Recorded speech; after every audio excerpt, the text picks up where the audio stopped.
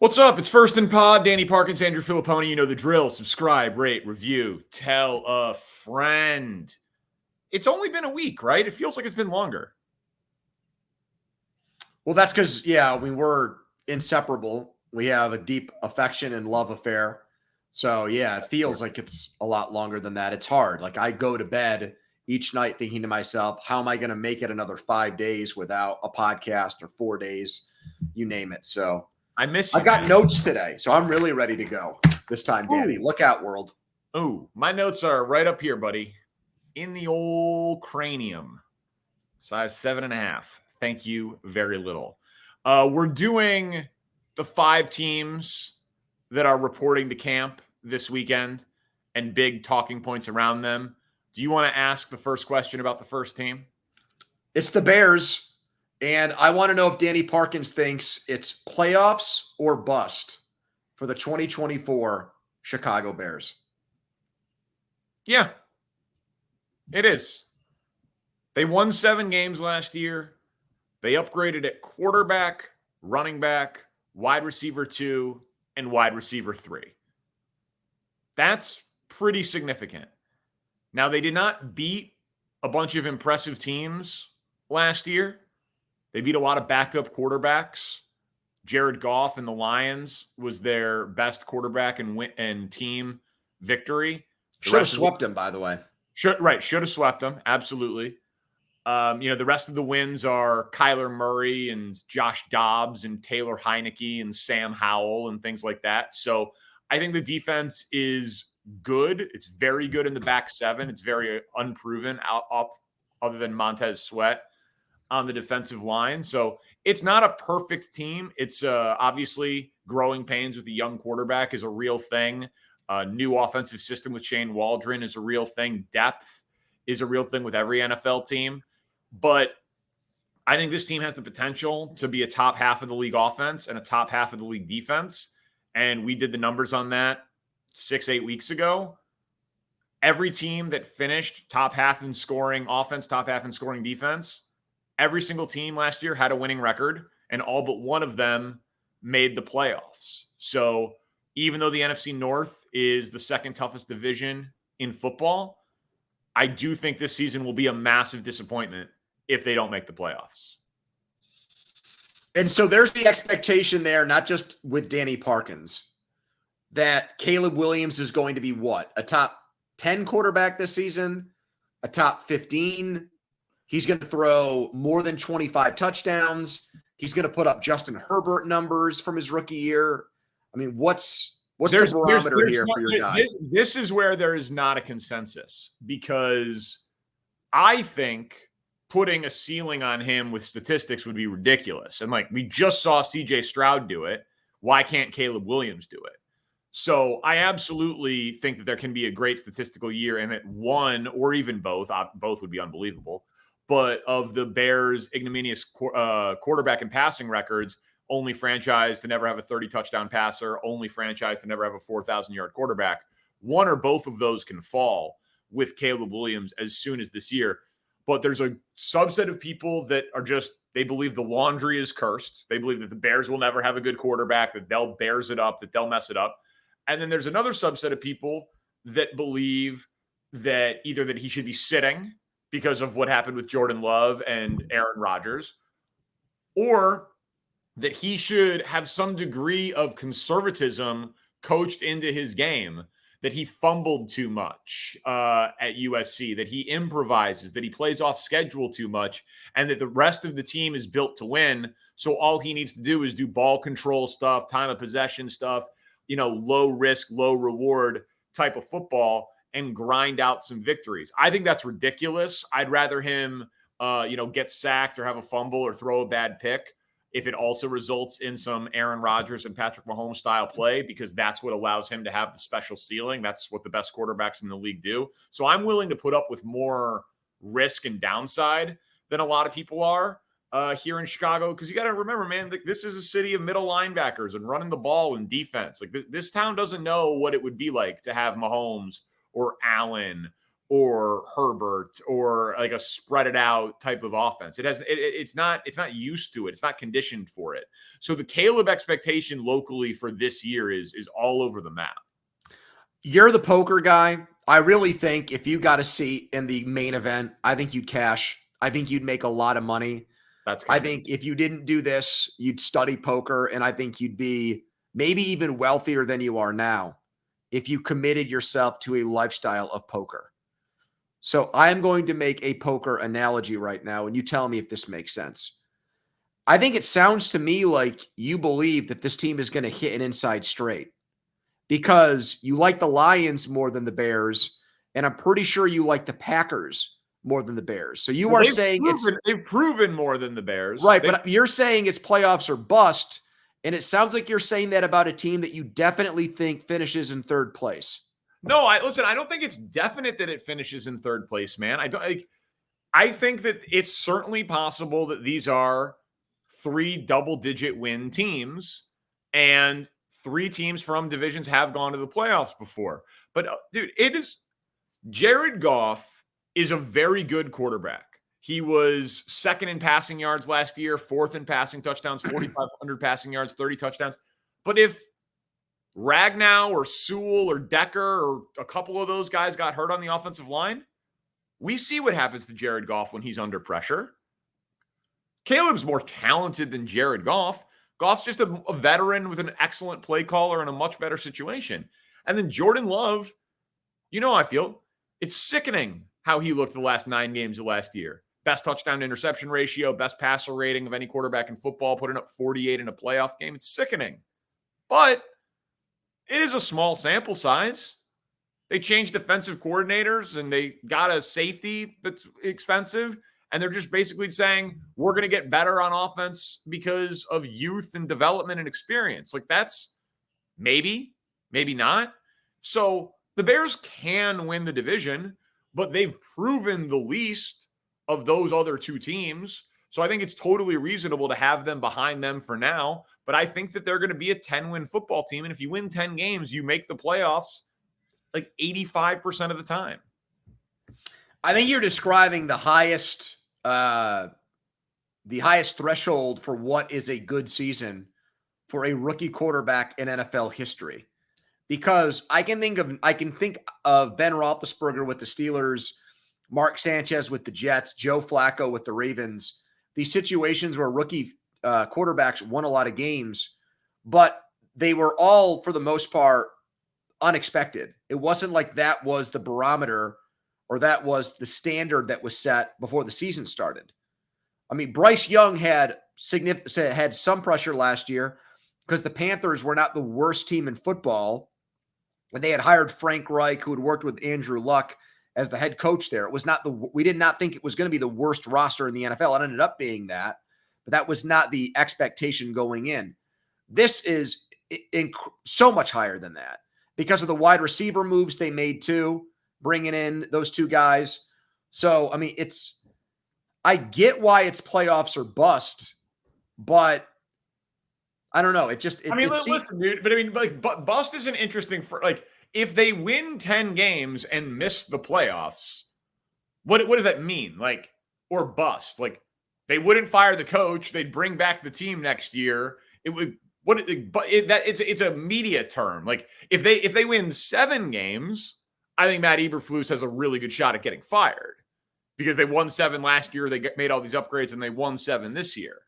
But they're going to be better than they were last year. And if you're better than a 7-win team. Well, hold on a second, though. So you're saying so I think this is interesting, though. You're saying that if they have a winning record but miss the playoffs, no one's going to get fired for that. It's still considered a successful season, even though they did not make the playoffs. But if it's if it's 9-8 versus 8-9, I do think that can be the difference. So you're saying maybe the playoffs isn't, but if they have a losing record this year, I could see them firing the head coach. I could too. And dude, it depends on how it happens, what it looks like. If it looks bad offensively, like straight up bad, well then yeah, that's not going to be good for Shane Waldron. What if it's the opposite? What if they look good offensively and look garbage on defense? Then that's going to be indefensible. Like, that'll be, why do you have a defensive head coach? Would the head coach get fired in that situation? Yeah. Okay. Yeah, I think he would.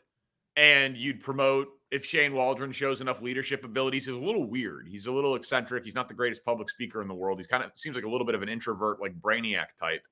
But I absolutely think that Matt Eberflus needs to have this be a top 10 defense this year. He's got to show his value. So maybe it's just culture, but it's supposed to be defense. So, and they've invested a lot, man. Tremaine Edmonds is an expensive linebacker. So is Edwards. So is Edwards. So Montez Sweat is an expensive defensive end. Jalen Johnson's an expensive corner.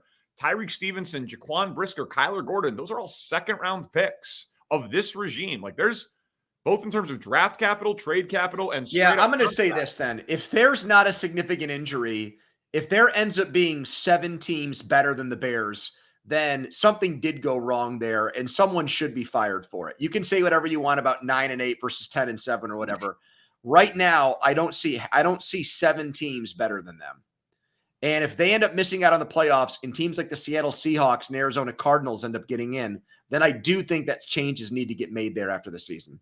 I do too. I think that that's totally reasonable. And again, it is going to, the styles make fights. It's going to depend on how it looks. But I mean, Dallas, Philly, Detroit, Green Bay, San Francisco. I guess you could say the Rams. NFC South.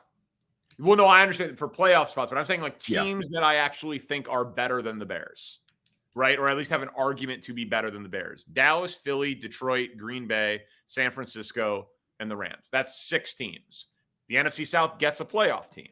So if all 6 of those teams are better than the Bears, and then the South gets a winner, that's a scenario where the Bears miss the playoffs. And there's always a worst to first. There's always a surprise team. You better be better than the Rams. You've got a great young quarterback you added, and they lost Aaron Donald.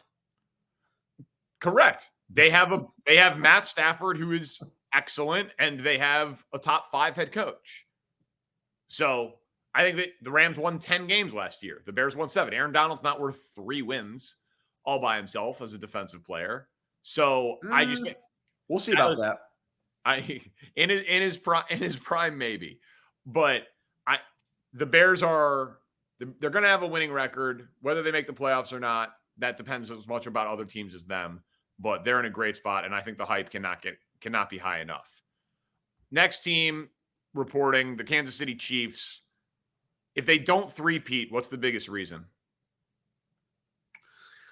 I think it'll be because of their Rocky 3 attitude. I think it'll be one of those situations. This is not what I think is the most likely thing to happen. But if it doesn't happen, the fact that they were, for the regular season last year, not a great team, and they managed to win the Super Bowl, I think it's possible that now they think that things like this come easier because of the way it went down last year.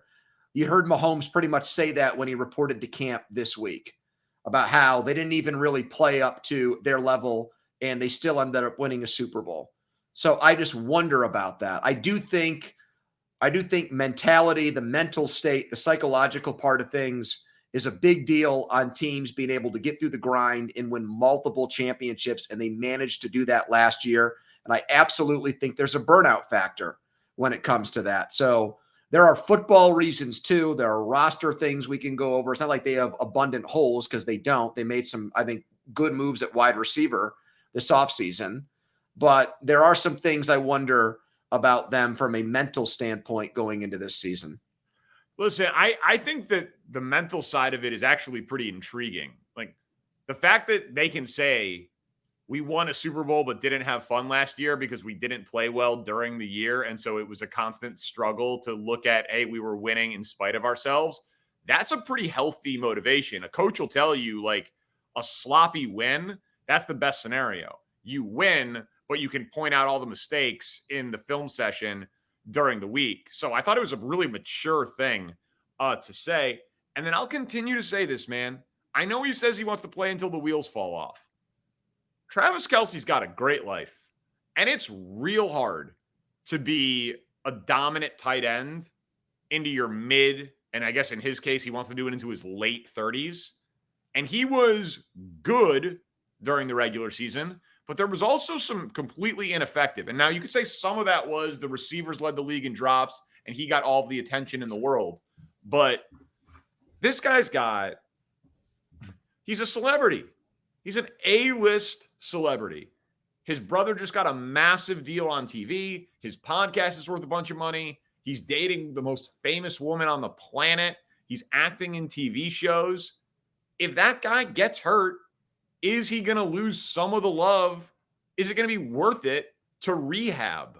Or is he going to be like, you know what? How about I just go make 8 figures and be famous and not be injured? So, well, wait a minute. What makes you think he hasn't done that the entire offseason?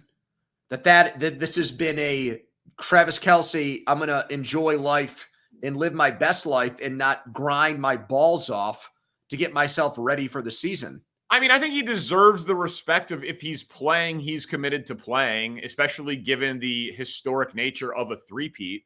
Like, I believe that Travis Kelce will do everything he can to play football. And I don't agree with that because of what we saw with Brady as last year in Tampa Bay. I think we saw for the first time that last year with Brady, clearly he had other things going on in life and he was not as good of a player. And I think it was because of that. But he was also 44 and he was getting divorced. Like there was. Well, hold on a second though. You just said, I mean, in tight end terms, isn't he the equivalent of about 44 years old? He's certainly getting there. He was excellent in the playoffs last year. But I mean, I think Brady, he was losing his family. His family was breaking up. I think Kelce's living his best life. He's going to Tahoe. Well, his family breaking up also involved him dating women that were in their early 20s and like skipping practices to go to people's weddings. I mean, doing things that Tom Brady had never done before. It led to him making some unconventional decisions. There's no question about it. I'm just saying, like, I would give him the benefit of the doubt on like the professionalism. And man, a three-peat is historic. That's a really special thing. I think that's an incredible carrot for, hey, we want to do something that Brady never did, that Peyton never did. That, you know, like, I think that is a. Well, where was that carrot with Rashee Rice? I mean, do you think he's really committed to this right now? What's his state? What's his situation going into this season? What's the deal there? Yeah, I mean, okay. I mean, you're just moving goalposts on me. I'm talking about for the guys who have been there for the whole thing that are the. Oh no, I'm sorry. I know what you mean. Yeah. From Mahomes, you're talking about Kelce's commitment level. Yeah. Like Mahomes, Kelce, Chris Jones, Andy Reid, the guys. I agree with that. The best players on the team. I don't think they're coming into camp fat and out of shape and like unaware. Well, Mahomes has got a TV now. We got that whole situation going on. He's got a TV at training camp. Yeah. I love the receiver upgrades that they made. I love the pick of Worthy for them in the first round. I thought it was just an absolute cheat code that the rest of the NFL allowed that to happen. They're the best team in football. They're the Super Bowl favorites. You say that, but let me just give you a quick trivia question here and put you on the spot. Okay. After McDuffie, can you name another corner? No. Well, no. So they've got a great defensive mind. I think Spagnuolo is one of the greatest defensive coordinators of all time. And they've got Jones, and I think Karlaftis came on too. So, you expect that they'll be able to get some pressure, but they are weak after McDuffie at corner. There's no doubt about it. It's Johnson and Connor are the two guys there at nickel and the other corner spot. That's an area where teams can exploit them. So I think that's got to be like these rosters. They're not perfect. It's the salary cap era. There's no 1994 49ers or anything like that anymore. So they're not well-rounded, especially, I know Mahomes has got a discount, but he's not making Brock Purdy money. So I think that is a weakness they've got to overcome. And I still wonder about left tackle. I know they drafted the kid from BYU. I don't think he's going to start right away, but it's Wanya Morris right now as the starting left tackle. And among things that you might be able to get away with, left tackle is usually not one of them. And people like to bring up the Super Bowl against Tampa Bay when Mahomes was running for his life. I'm just saying it's interesting to me that this team is going for a three-peat, and they have a left tackle who could walk down the street, and people would say that's a big human, but they would have no clue who he is. All right, let's move on. Baltimore. Is Lamar's window smaller than the other elite quarterbacks in this conference? Mahomes, Allen, Burrow. We have to bring this up because of what you've said about this multiple times. Burrow has talked about how the window to win in Cincinnati is him, which was so brash and cocky, and I loved it. And Josh Allen, I know you're a bigger fan than I am, but at some point, I don't think he's going to be as explosive as a runner, and that will make him a little bit worse. But I still think an upper echelon quarterback. And Mahomes will be good probably for as long as he wants until he's in his late 30s, possibly even early 40s.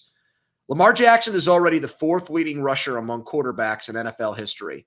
Look at the guys who are around him: Michael Vick, Cam Newton, Russell Wilson, and Randall Cunningham. And look at how long their primes were. They were not long. Cam Newton was pretty much done at 29 years old. Mike Vick, 30. Randall Cunningham, 31. He had that renaissance season in Minnesota, which was an outlier later in his career. But for the most part, these guys were pretty much, outside of being an elite quarterback or top-tier quarterback by the time they got to 30. Lamar Jackson's 27 years old, Danny.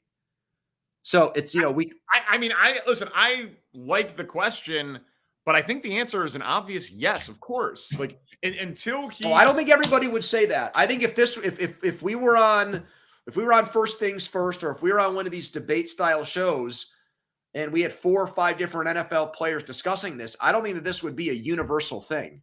What you and I just both agreed on. Well, until he proves that he can be a high-level passer without the threat of running, because the running threat helps his passing game, obviously. That's why there are RPOs and zone reads and all of those things. Like his mobility is an asset in the running game for other players and for himself and for setting up the passing game. Until he proves that, it's a totally fair question. And he has not had the passing production that these guys have had in any season. His MVPs are because of the combined stats that he has. Now, he led the league in passing passing touchdowns his first MVP year, but yes, he did not have other than that. Yeah, it was 36 touchdowns against 6 picks, which was ridiculous and a very weird season given that there weren't great receivers on the team, right? It was a weird distribution of passing touchdowns, but Lamar is incredibly talented. And I actually think he's going to have the best passing season in terms of like efficiency numbers this year.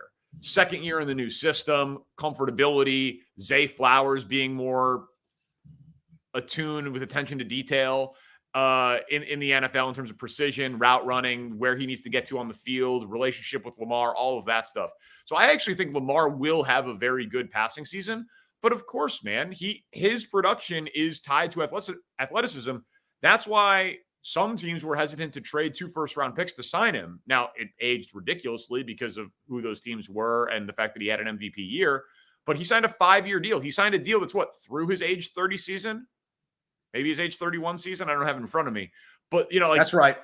Yeah. So I'm not positive that Lamar Jackson is going to get another set the market 5-year extension after this one, but they paid him for his athletic prime. Well, I also wonder the toll it takes of running the ball as much as he does. And he's already seen in 2 out of the last 3 years an injury prevented him from playing at the end of the year. How much is that going to, you said, confine him to being a passer, but how much is that just going to affect him, period? I think with Cam Newton, like his body basically gave out on him. Yeah. Is that in Lamar Jackson? They talk all the time about how he avoids big hits. That he has a knack for being able to get out of the way and avoid a big hit. Is that a skill or is that luck so far? We'll find out. But that's not back of mind. That's also front of mind for me. Is that style going to get him hurt? And you're talking about Burrow's hand injury being a lingering thing and a lasting thing. Is Lamar Jackson going to suffer an injury like that in the next couple of years that completely changes the complexion of his career? Yeah, I think that's it's totally fair. He would say it's not, but until he proves it otherwise without the athleticism, it's there. But it's not a knock on him for me right now at 27.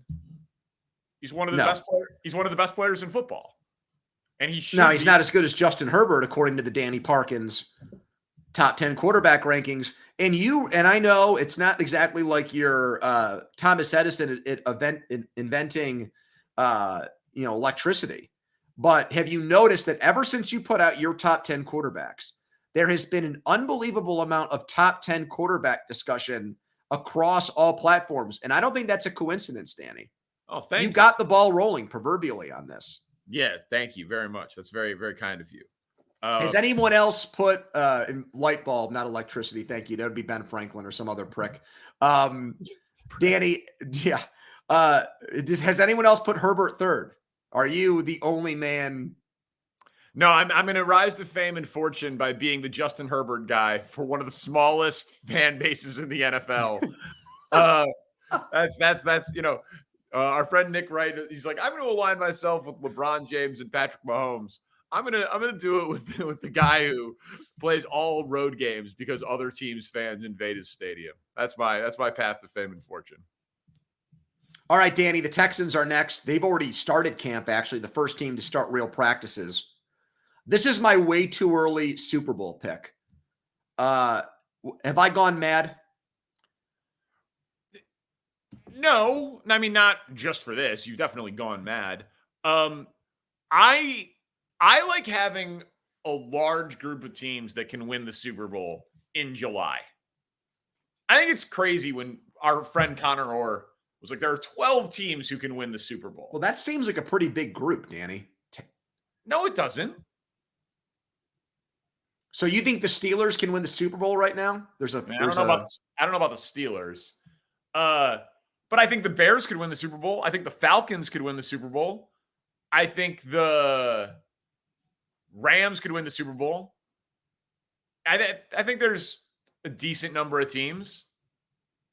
All right, I did not say this. I did not say the Texans could win the Super Bowl. I'm saying if I had to pick a team to win the whole thing today, I understand. I would pick them. So I was as impressed with CJ Stroud last year as anybody. And here comes the but. Here comes the caveat where you're about to say something critical of him. Let's hear it. Well, he had 23 touchdowns. And how many interceptions? 5. Okay. That the 4,000 plus passing yards with only 5 interceptions as a rookie is incredible. That is an incredible thing. Again, 10 out of 10 level of impressiveness from me. The going into the year, no one would have said top 10 skill position group. And now, I mean, I know they added Diggs, but Nico Collins, Tank Dell, Diggs, we'd be like, oh, that's a top 5 receiver group in the NFL. Stroud gets a ton of credit for all of that. I just think it's 1 year and it was 23 touchdowns. I don't want to say that CJ Stroud is necessarily ready to go through Josh Allen and Patrick Mahomes in a playoff situation. He won a playoff game against Cleveland, and he was, tied at the half against Baltimore on the road, and then lost. He was incredibly poised. He's very good. He's potentially elite, but it's been 1 season and 1 playoff win with 23 touchdowns. Let's not give him the MVP just yet. We literally voted on him. We literally bet on him to win it last year. We wanted them to give him that award last year. I know. Let's not give him the MVP yet. That's exactly what you wanted them to do. What are you talking about?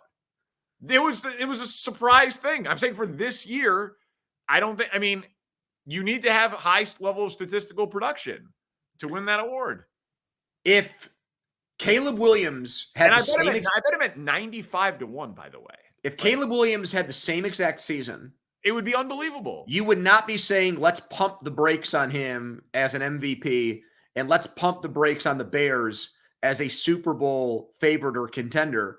And the Texans and what they were expected to do versus what the Bears 2024 expectations were wildly different. The Texans were thought of as were more out of nowhere than the Bears are. One of the 5 worst teams in the NFL. Yeah. I mean, they had the 2nd pick in the draft for a reason. And he got them to the divisional round of the NFL playoffs. It is one of the great rookie seasons in NFL history, what he was able to do. I agree. So when he does that, and then the team around him gets a lot better, and there is the usual growth potential there of a first-year starting quarterback to second-year starting quarterback, I don't know how people don't look at the Texans as the biggest threat to the Chiefs, given all that. You went over their wide receivers. They got Laramie Tunsil at one tackle, 2 first-round pick offensive linemen, a center who was highly thought of who was a second-round pick, a guard, Shaq Mason, who's played in Super Bowls. They added Hunter to go opposite Will Anderson. They've got Stingley, who came on last year at corner, who can be a shutdown guy. They brought Okuda on the coaching staff. They brought Okuda in on what if he's good? Well, what if Okuda hasn't been good in a couple of years. No, but I'm just saying, if you trust the coaching there, that's like a Belichick-esque move to do something like that. I think they have very few. The offensive coordinator came back, Slowick, so there's no learning curve there. I just think they are a very complete team. I don't know. PFF ranked everybody's roster. I saw that. I didn't go over everyone, but in my opinion, they've got a top 5 roster in the NFL when you take the quarterback and what he's able to do into account. Yeah, listen, man, I agree with everything you said. I think that picking them over the Chiefs is not something I'm prepared to do. The Justin Herbert also had one of the best rookie seasons ever. He literally set the record for passing touchdowns as a rookie with 31. RG3 had an incredible rookie season. Andrew Luck won 11 games, had over 4,000 yards as a rookie. We've seen great rookie seasons not build on it in year 2. We've seen it before.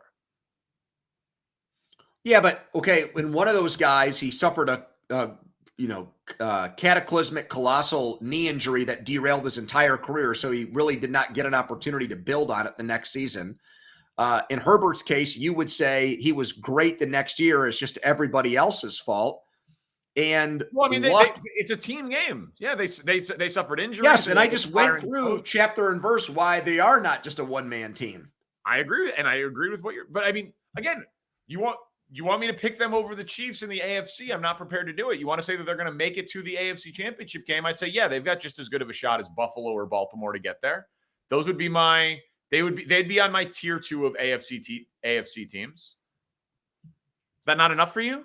A lot of people doing tiers now as well. I've noticed that in sports media. Well, listen, man, even just the fact that they've jumped the Jaguars as the clear-cut best team in the AFC South. They should. I know. I'm saying, but that's an accomplishment for being a year ago, having the second pick in the draft on their own merits, and everything they did in the trade in the draft with Will Anderson. They've nailed it at edge rusher, quarterback, coach, and coordinator in the last 18 months? That's why I'm just very worried about the Steelers in the AFC, because we're going through these teams, and you just mentioned Jacksonville, and then it makes me think about Indianapolis and what if Anthony Richardson's good, and I'm like, where do my Steelers fit in all of this? It's 7-10, buddy. And then can we stop with Mike Tomlin being one of these great coaches if that happens? Well, it's hard when you, yeah, sure. Okay. I mean, if that'll give you satisfaction, whatever you need. Your question on the Packers, do their offseason moves make them the NFC North favorites? You know what? This is a team I'm selling. You know that guy from the stock, the GameStop stock, the kitty guy? Yeah. And he had, I would go on his platform. I'd give myself a ponytail and I'd sit there with this kitty shirt on and I'd say, get rid of this. Or the Mad Money guy or Lenny Dykstra, one of these people that's into stocks. Okay. No. Like, they are one of the teams that I think has a lot of sex appeal right now. And people are predicting is the team in the NFC, like I did with the Texans, that is going to make a push to the Super Bowl.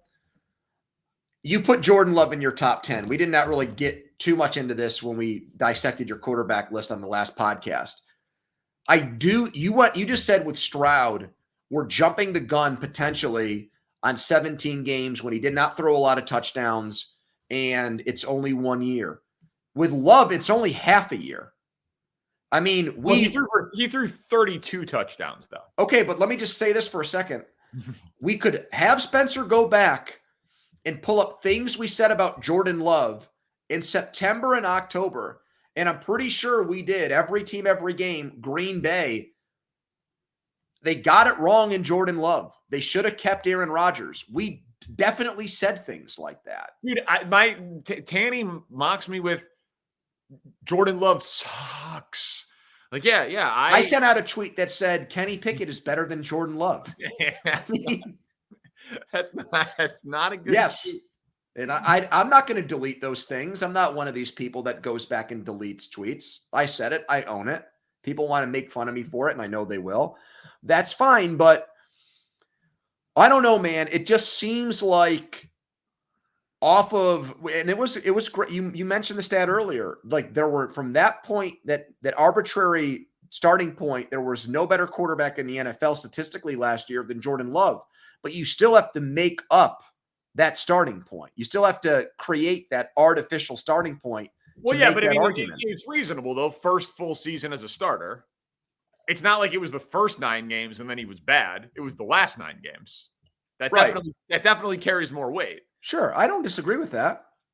So, listen, I think that Detroit should be the favorite in the NFC North. They finished 2 seasons ago very strong, then they made it to the NFC Championship game last year, and they too brought everybody back. So, I think that Detroit deserves to be the favorite in a very, very competitive division. And I'm talking about they brought personnel back and coaching. So losing Reynolds at receiver and not really doing much to upgrade that was surprising to me. It's putting a lot of emphasis on Amon-Ra St. Brown, but Laporta is a high-volume pass target.